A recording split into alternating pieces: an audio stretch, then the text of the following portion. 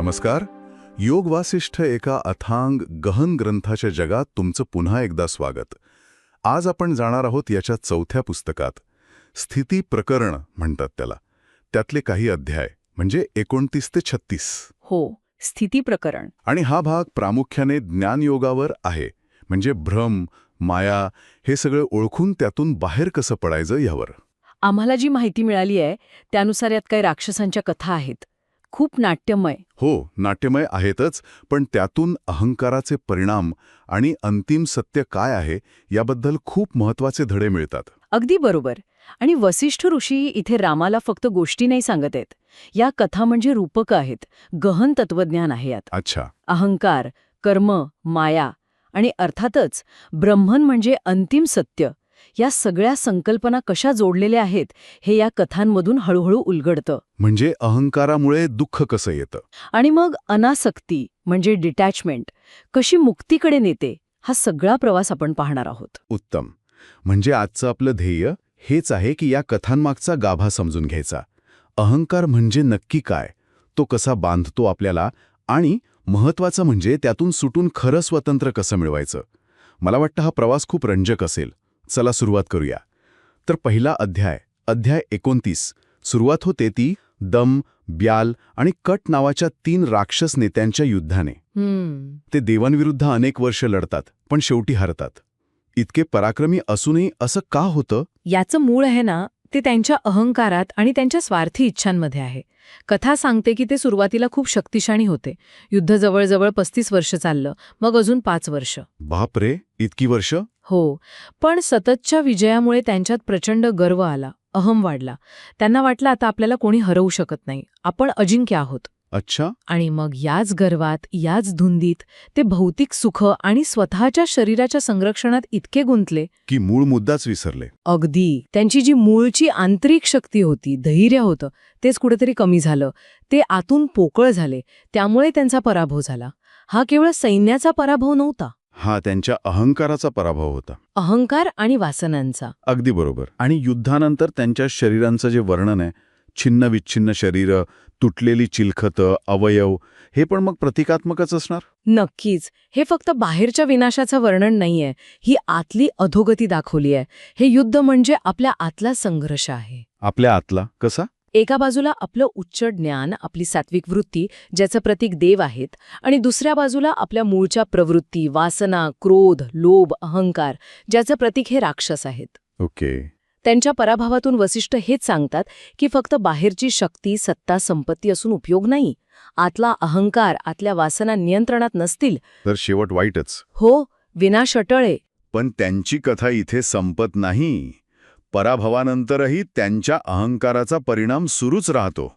कर्माचं चक्र थांबत नाही, बरोबर? नाही, अजिबात नाही. कर्माचा हिशोब चुकत नाही. ते पराभवानंतर 7व्या नरकात जातात. तिथेही 10,000 वर्ष वाईट कृत्यांमध्ये इंद्रिय सुखात रमतात. तिथेही अहंकार. तिथेही त्यांचा अहंकार त्यांना शांत बसू देत नाही. ते यमदेवाचा अपमान करतात. यमदेव म्हणजे न्यायाचा देव. हो, आणि मग त्यांना कठोर शिक्षा मिळते. जळत्या भट्टीच टाकलं जातं त्यांना. त्यांची ती राक्षसी शरीरं नष्ट होतात. म्हणजे मृत्यू हा शेवट नाही, एका अवस्थेतून दुसऱ्या अवस्थेत जाणं फक्त. आणि कर्माचं फळ पुढेही भोगावं लागतं. बरोबर. शरीर नष्ट होतं, पण सूक्ष्म वासना, कर्माचे संस्कार, ते शिल्लक राहतात. आणि त्यामुळे त्यांना अनेक पुनर्जन्म घ्यावे लागतात. प्रत्येक जन्म हा आधीच्या कर्माचा फळ. कसे जन्म? ते क्रूर शिकारी बनतात, किरात. मग कावळे, गिधाडे, डुक्कर, डोंगरावरचे मेंढे, सरपटणारे प्राणी, अशी एक लांबचक, दुःखद मालिका आहे. अरे देवा. आणि शेवटी ते काश्मीरमधल्या एका तलावात मासे म्हणून जन्म घेतात. घाणीत, चिखलात अडकलेले, जिवंत असूनही मेल्यासारखे. ही न संपणारी पुनर्जन्मांची मालिका, हे चक्र काय दाखवतं? यातून सुटका कशी? हे स्पष्ट करतं कर्माचा अटळ नियम. जशी करणी तशी भरणी. त्यांच्या वाईट कर्मांची, अहंकाराची, अज्ञानाची फळं त्यांना प्रत्येक जन्मात भोगावी लागली. आणि आपली ओळख? हो, दुसरा महत्वाचा मुद्दा तोच, आपली ओळख. म्हणजे मी कोण आहे, ही भावना किती फसवी आहे, किती क्षणभंगूर आहे, हे दिसतं. ते प्रत्येक जन्मात वेगळे होते, कधी राक्षस, कधी शिकारी, कधी पक्षी. म्हणजे आपण ज्या मीला धरून बसतो ती ओळख कायम नसते. अजिबात नाही. जोपर्यंत मनात इच्छा आहेत, वासना आहेत आणि मी हे शरीर आहे, हे जग माझं आहे, हा भ्रम आहे, तोपर्यंत हे दुःखाचं आणि पुनर्जन्माचं चक्र अव्याहतपणे चालूच राहतं. मग या सगळ्या पार्श्वभूमीवर वसिष्ठ ऋषी रामाला काय मुख्य शिकवण देतात? जर हे सगळं क्षणभंगूर आहे तर मग खरं शाश्वत सत्य काय? इथे वसिष्ठ अद्वैत वेदांताच्या गाभ्याकडे येतात. ते सांगतात की फक्त ब्रह्मन म्हणजे ते निर्गुण, निराकार, शाश्वत, दिव्य चैतन्य, प्युअर कॉन्शियसनेस हेच एकमेव अंतिम सत्य आहे. आणि बाकीचं जग, हे राक्षस, आपले अनुभव, हे सगळं मृगजळासारखं आहे किंवा स्वप्नासारखं. माया किंवा तो वैश्विक भ्रम आहे ना, त्यामुळे ते खरं वाटतं, पण ज्ञानाच्या प्रकाशात त्याचा फोलपणा कळतो. आणि या सगळ्या दुःखाचं मूळ परत तोच अहंकार. हो, अहंकार. मी हे शरीर आहे, ह्या वस्तू माझ्या आहेत, हे माझे शत्रू, ते माझे मित्र. याच मी आणि माझेपणानं त्या राक्षसांना अडकवलं आणि तेच आपल्यालाही अडकवतं. म्हणजे खरा ज्ञानी तो जो जाणतो की मी हे शरीर नाही, मी हे मन नाही. अगदी. खरं तर मी म्हणून वेगळं असं काहीच नाहीये, कारण सगळीकडे फक्त ते एकच ब्रह्मन भरलेलं आहे. अहम ब्रह्मास्मी, मीच ब्रह्म आहे, ही जाणीव अहंकाराची सगळ्यात उच्च अवस्था आहे. पण मी देह आहे, हा अहंकार. हाच बंधनाचं कारण आहे. अद्वैत वेदांताची प्रसिद्ध शिकवण आहे ब्रह्म सत्यम जगन मिथ्या. ब्रह्म सत्य आहे. जग मिथ्या. हो, म्हणजे केवळ ब्रह्म सत्य आहे, जग हे मिथ्या आहे. Relative reality, not absolute. आणि याचा अंतिम सार काय? तर उपनिषदांमधलं महावाक्य तत्वमसी. तत्वमसी म्हणजे तूच ते ब्रह्म आहेस. वाह. स्वतःला या मर्यादित शरीरापासून वेगळं करून त्या शाश्वत असीम चैतन्याशी एकरूप अनुभवणं हेच ज्ञानाचं, या कथांचं अंतिम ध्येय आहे. इतके जन्म, इतकं दुःख, त्यानंतर त्या दम, ब्याल आणि कटाची सुटका होते तरी का? आणि कशी? हा प्रवास कसा पूर्ण होतो? हा भाग खूप इंटरेस्टिंग आहे. ते मासे म्हणून चिरडले जातात, त्यानंतर त्यांच्या कर्मात थोडा बदल होतो, ते बगळे म्हणून जन्म घेतात. बगळे? हो, आणि या जन्मात ते खूप सात्विक, शुद्ध जीवन जगतात. फक्त कमळाची पानं आणि पाणी पिऊन राहतात. त्यामुळे त्यांचं बरंच वाईट कर्म कमी होतं, शुद्धीकरण होतं त्यांचं. अच्छा. यानंतर ते पुन्हा जन्म घेतात, पण आता अगदी क्षुल्लक जीव म्हणून. ब्याल एका टेकडीवर चिमणी बनतो, दम एका राजवाड्यातल्या दगडी खांबात अडकलेलं एक लहानसं चिलट बनतो आणि कट एका विद्वान मंत्र्याच्या घरी पिंजऱ्यातला पोपट. पोपट, चिमणी आणि चिलट. आणि इथेच मग त्यांच्या मुक्तीचा क्षण येतो. अगदी. तो मंत्री, त्याचं नाव नरसिंह असतं, तो ज्ञानी असतो.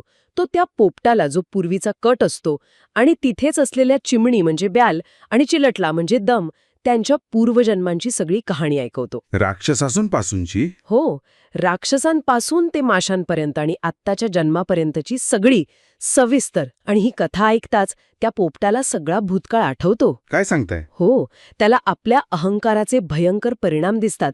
उपरती होते, तो अहंकाराचा त्याग करतो आणि त्याच क्षणी त्याला ज्ञान मिळून तो मुक्त होतो. आणि बाकीचं दोघं, चिमणी आणि चिलट? ते सुद्धा ती कथा ऐकून सत्याप्रती जागे होतात आणि मुक्त होतात. आश्चर्य आहे.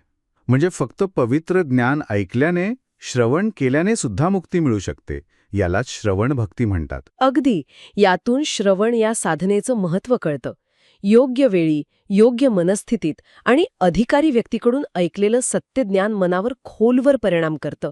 अज्ञानाचा पडदा फाटतो. आणि अजून एक गोष्ट, त्यांची मुक्ती त्यांच्या सगळ्यात नम्र रूपात झाली, राक्षस असताना नाही. बरोबर. हा खूप मोठा धडा आहे. अहंकारामुळे अधोगती होते, तर नम्रता आणि शरणागतीमुळे मुक्तीचा मार्ग उघडतो. त्यांचा उद्धार ज्ञानाच्या श्रवणाने आणि स्वतःच्या चुकांच्या जाणीवेने झाला. यावरून असं वाटतं की नशिबापेक्षा किंवा प्रारब्धापेक्षा आपले प्रयत्न जास्त महत्त्वाचे ठरतात. आपण प्रयत्नांनी नशीब बदलू शकतो का? कारण यांचं नशीब तर खूपच वाईट दिसत होतं. हा मुद्दा वशिष्ठ स्वतः स्पष्ट करतात. ते म्हणतात की प्रयत्नांमध्ये ज्याला पुरुषार्थ म्हणतात, नशिबाला किंवा दैवगतीलाही बदलण्याची प्रचंड ताकद आहे. उदाहरणं दिली आहेत का? हो, नंदीने कठोर तपश्चर्येने मृत्यूवर विजय मिळवला.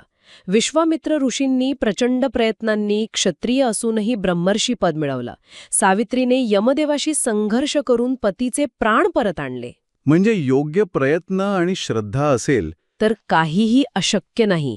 दैव किंवा नशीब म्हणजे काय? ते आपल्याच भूतकाळातल्या कर्मांचे परिणाम आहेत आणि वर्तमानातल्या योग्य प्रयत्नांनी आपण भविष्यातलं कर्मफळ नक्कीच बदलू शकतो. आणि इथेच वशिष्ठ अहंकाराच्या 3 प्रकारांबद्दल बोलतायत. हो ते समजून घेणं महत्वाचं वाटतंय. हो, हे वर्गीकरण खूप उपयोगी आहे. 3 प्रकारचे अहंकार सांगितले आहेत. पहिला, उत्तम किंवा दिव्य अहंकार. ही जाणीव की मी ब्रह्मण आहे.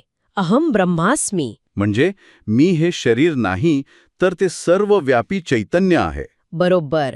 हा अहंकार आपल्याला मर्यादित मीपणातून बाहेर काढून मुक्तीकडे नेतो.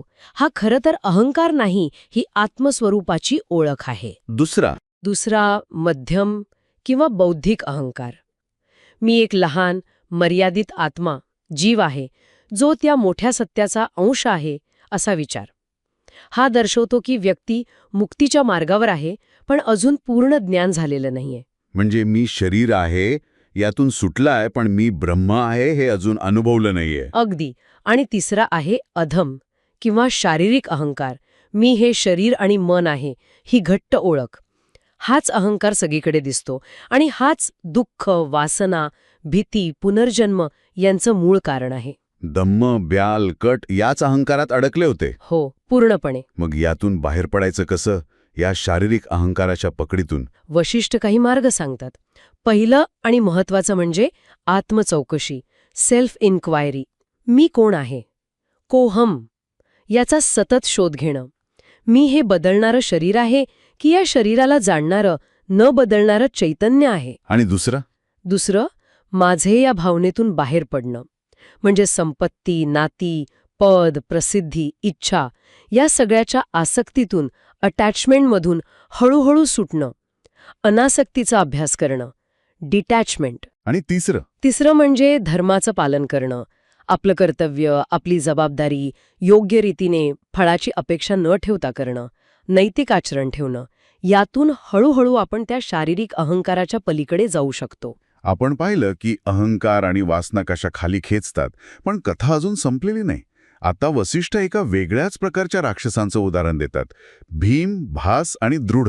हो, ही कथा खूपच रंजक आहे आणि थोडी विरोधाभासी पण वाटते. ते कसे वेगळे होते आधीच्या राक्षसांपेक्षा? राक्षस राजा 100 असतो.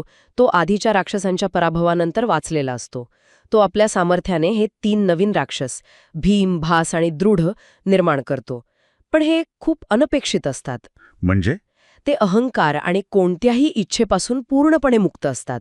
त्यांच्या मनात लोभ, क्रोध, गर्व, मोह, मत्सर काहीच नसतं. मी किंवा माझे अशी भावनाच नसते. शत्रू आणि स्वतःमध्ये पण भेद करत नाहीत. नाही, मित्र आणि शत्रूमध्ये पण नाही. काहीच भेद नाही. इतकंच नाही तर त्यांना मृत्यूचीही भीती वाटत नाही असंही म्हटलंय. का? बरोबर. कारण त्यांच्या मनात हे पक्कं असतं की शरीर हे सत्य नाहीये, ते मिथ्या आहे, ते जाणारच आहे. आत्मा अमर आहे हे त्यांना माहीत असतं. त्यामुळे शरीराच्या नाशाची चिंताच नसते. मग ते लढतात कसे? ते फक्त आपलं कर्तव्य म्हणून, राजज्ञा म्हणून लढतात. त्यात कोणतीही आसक्ती नाही, फळाची अपेक्षा नाही. मग त्यांचं युद्धात काय होतं? देव त्यांना हरवतात का? नाही, उलट ते देवांवर सहज विजय मिळवतात. काय म्हणतात, देवांवर? का? कारण त्यांची ती कमालीची अनासक्ती आणि अहंकार शून्यता. त्यांना जिंकण्याची इच्छा नाही, हरण्याची भीती नाही. ते अविचल राहून लढतात. त्यांची ही डिटॅचमेंट हीच त्यांची खरी शक्ती ठरते. आणि देव? देव त्यांना हरू शकत नाहीत, कारण देवांच्या मनात कुठेतरी जिंकण्याची इच्छा असते, भीती असते. शेवटी भगवान विष्णूंना हस्तक्षेप करावा लागतो. ते मायावी शक्तीने 100 राजाला हरवतात. आणि भीम, भास, दृढ यांचं काय होतं? ते तिन्ही राक्षस युद्धानंतर कशातही म्हणजे शून्यात, व्हॉइडमध्ये किंवा मूळ तत्वात आपोआप विलीन होऊन जातात. त्यांचा पुनर्जन्म होत नाही का? नाही होत. कारण पुनर्जन्माचं मूळ कारण आहे वासना किंवा इच्छा, डिझायर. ज्यांच्या मनात कोणतीही अपूर्ण इच्छा उरलेली नाही, ज्यांचं मन पूर्ण शांत आहे, रिक्त आहे, त्यांना पुन्हा जन्म घ्यावा लागत नाही. ते मुक्त होतात. म्हणजे ज्याचं मन इच्छांनी भरले त्याला त्या पूर्ण करायला परत यावं लागतं. अगदी. आणि यातून वसिष्ठ रामाला एक महत्वाचा संदेश देतात. रामा, तू भीमासारखा हो, अनासक्त, दमासारखा नाही, अहंकारी नाही. अहंकारामुळे दुःख आणि बंधन, अनासक्तीमुळे खरी शक्ती आणि मुक्ती. अगदी बरोबर. म्हणजे अनासक्ती, डिटॅचमेंट, हाच मुक्तीचा खरा राजमार्ग आहे असं म्हणता येईल. निश्चितच. वसिष्ठ पुढे हेच सांगतात की आपलं मन हे सगळ्या दुःखाचं, सगळ्या बंधनाचं मूळ आहे. कारण मनातच इच्छा निर्माण होतात आणि याच इच्छा आपल्याला जगात अडकवतात. मग यातून मुक्त होण्यासाठी काय करायचं? सुखांच्या मागे धावणं थांबवायचं. सुखांचा त्याग म्हणजे सगळी सुखं वाईट, विषसमान मानायची, हे जरा टोकाचं नाही वाटत? वसिष्ठ विषासमान हा शब्द वापरतात, पण त्याचा अर्थ नीट समजून घ्यायला हवा. सांसारिक सुखांमध्ये जी आसक्ती आहे, जी पकड आहे, ती विषासारखी आहे. कारण ती आपल्याला आपलं खरं स्वरूप विसरायला लावते, बंधनात टाकते. अच्छा, म्हणजे सुखांमध्ये अडकायचं नाही. बरोबर. जीवन निरसपणे जगायचं नाहीये. कर्तव्य करा, जबाबदाऱ्या पार पाडा, पण फळाची किंवा सुखाची आसक्ती ठेवू नका. त्याऐवजी संयम, ज्ञान आणि आत्मचौकशी वाढवा. आत्मचौकशी म्हणजे? मी कोण आहे हा शोध. हो, आणि जगाकडे एका त्रयस्थ साक्षीदाराप्रमाणे पहा.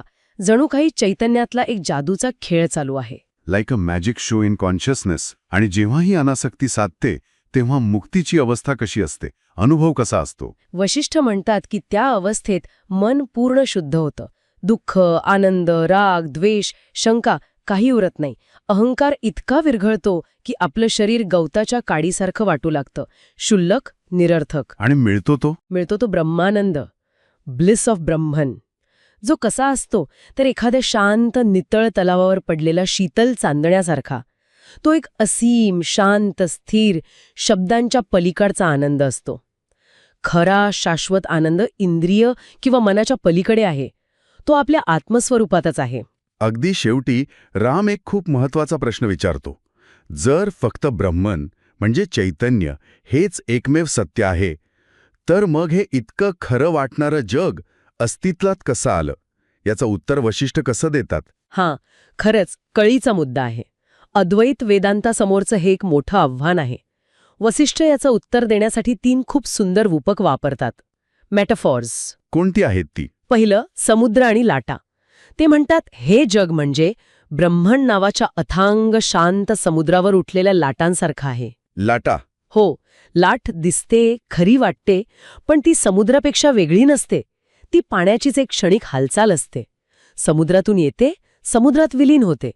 तसंच हे जग त्या चैतन्यातूनच प्रकट होतं आणि त्यातच परत जातं. म्हणजे आपण लाट नाही, समुद्र आहोत हे ओळखायचं.